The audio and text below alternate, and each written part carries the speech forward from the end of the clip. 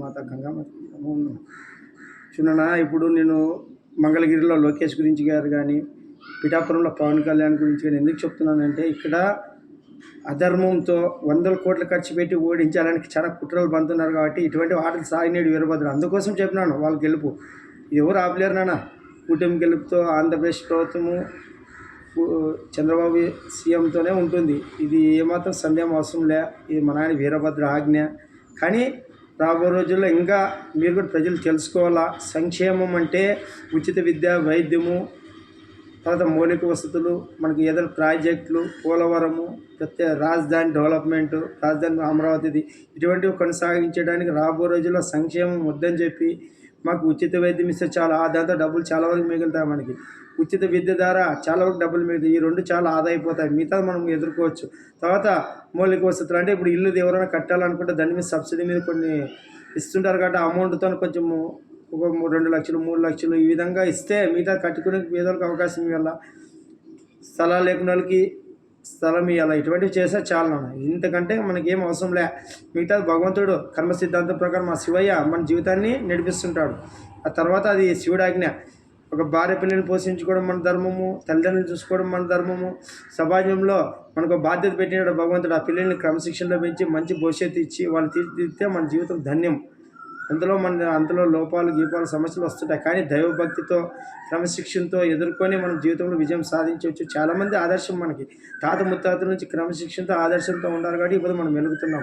వాళ్ళు ముందు చూపుతో పంట ఎన్నో ఎకరాల భూములకి మిగిలిచ్చి మనకి పంచినారు. ఇప్పుడు భూస్వాములు కూడా ఉండాలి. అదే మనలాగా ఇట్లా పంచుకుంటూ తినుకుంటూ జలస చేసి ఇంటేగినా ఇప్పుడుండే కలియుగంలోకి చేస్తే ఎవరు భూములు కూడా ఉంటుంటారు పెద్దల చేతిలో. అందుకే జాగ్రత్తగా ఉండి కర్మ సిద్ధాంతం నడుస్తుంది. నాయకులు ఎవరు డబ్బులు ఏరి మన నుంచే ట్యాక్స్ వసూలు చేసి మన డబ్బులు మనకిచ్చి వీళ్ళు సీట్లు సాధిస్తున్నారు. ఇప్పుడు చూడండి జగన్ గారు కొత్త నాటకం ఇది. ఇవన్నీ పథకాలు, నవరత్నాలు అంటే ఇంకా రాబో రోజుల్లో ఇంక ఇట్లా పథకాల పేరు చెప్పి ఇంక నేను ఇట్లా ఇంకా 20 ఏళ్ళు పాలించాలనుకోవడము మా ఆయన మూర్ఖత్వము. ఇవన్నీ మీకు ముందుకు అర్థమవుతుంది. డెవలప్ చేసి అభివృద్ధి చేసి ఉపాధి అవకాశాలు కల్పించి వాళ్ళు చేతిలో చేసుకుని తినేటట్టు ఉంటేనే జీవితంలో వెలిగేందని. ఇవన్నీ మనం చూసుకోవాలా. అందుకే ధర్మం ఎప్పుడే కానీ భగవంతుడు ఎప్పుడు లై తప్పినప్పుడల్లా మనకి దారిలో పెట్టి ఆ వీరభద్రుడు వెలిగిస్తున్నాడు కాబట్టి వెలుగుతున్నాం. శివుడి ఆజ్ఞ లేదే చీమైనా కుట్టదు. శివుడి ఆజ్ఞతోనే 2019లో సీఎం జగన్ అయినాడు. ఇప్పుడు 2024లో కూడా స్వామి ఆజ్ఞతోనే ఆయన దిగిపోయి రాబోయే కేసులను ఎదుర్కోవాల్సి వస్తుంది. ఇంకా కొత్త కేసులు జమ అయినవి. తర్వాత వివేకానంద కేసు అయితేనేమి, ఇసుక మాఫియా అయితేనేమి, ల్యాండ్ది కానీ రకరకాలుగా ప్రకృతికి ఎంతో నష్టం చేసినాడో అది ప్రకృతి తిరిగిస్తుందని ఆయనకి ఏది వదలదు.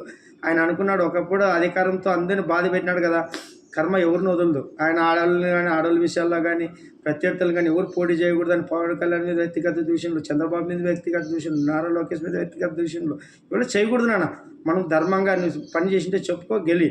అంతేగాని రకరకాలుగా విమర్శలు చేసుకుంటే ఎప్పుడు 5 ఏళ్ళలో ఇవే ఎక్కువ మాట్లాడినా ఎవరు ఎమ్మెల్యేలు ఎవరు విమర్శిస్తే వాళ్ళకి మంత్రి పదవులు, వాళ్ళకి కేబినెట్లో స్థానం. ఇది అందరూ వాళ్ళు ఎట్లుందంటే ఒక డమ్మీలు, ఒక ఎమ్మెల్యేలు కానీ మంత్రులు కానీ డమ్మీలతోనే రాజ్యం వెళ్ళినట్టుంది. మళ్ళీ నా ఎస్సీలు, నా బీసీలు, నా ఓసీలు, నా క్యాస్ట్ అంటాడు. ఓకే అందరికి పేరు కూడా పోస్టులు ఇచ్చి నన్ను అంత ఇచ్చాను ఇంత ఇచ్చాను చెప్తారు. ఇది అందుకే మనం జాగ్రత్తగా రాబో రోజుల్లో మంచి పాలన వస్తుంది. మా నాన్న వీరభద్ర వచ్చే టైం ఆసనమైంది.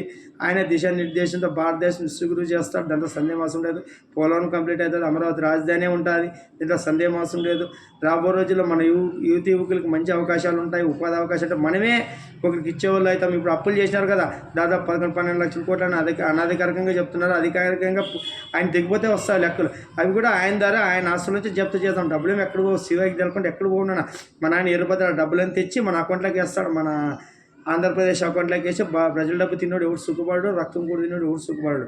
పోయేటప్పుడు కార్లు ఇడే ఉంటాయి, బిల్డింగ్లు ఉంటాయి, ప్యాలెస్లు ఉంటాయి. శివ దగ్గర పోయినప్పుడు కర్మఫలాలు ఎత్తుకోపోవాలా. డబ్బే మేడ దాబెట్టలేము కదా శివకి తెలకుండా. మన ఆయన డబ్బు మన ఆయన తెచ్చేస్తాడు. ఏం సందేహం అసలు. ఎందుకంటే గతంలో బ్రిటిష్ వాళ్ళు, మహమ్మదీయులు అందరూ ఎత్తుకుపోయినారు మన సంపదని. కానీ మనం ఈ రోజు వరకు వెలుగుతున్నామా లేదా? ఇవన్నీ భ్రమ. వాడు ఎత్తుకుపోయేదంతా తినేదంతా మాయ. మా శివయ్య అనుకుంటే, మా నాన్న వీరభద్రుడు అనుకుంటే అన్నీ వస్తాయి, ఎక్కడికి పోవు. కానీ రాబో రోజుల్లో మనం ఆంధ్రప్రదేశ్ అంటే అన్నపూర్ణేశ్వరి అవుతుంది. మనం అప్పుల రాష్ట్రం అయింది ఇప్పుడు ఆంధ్రప్రదేశ్.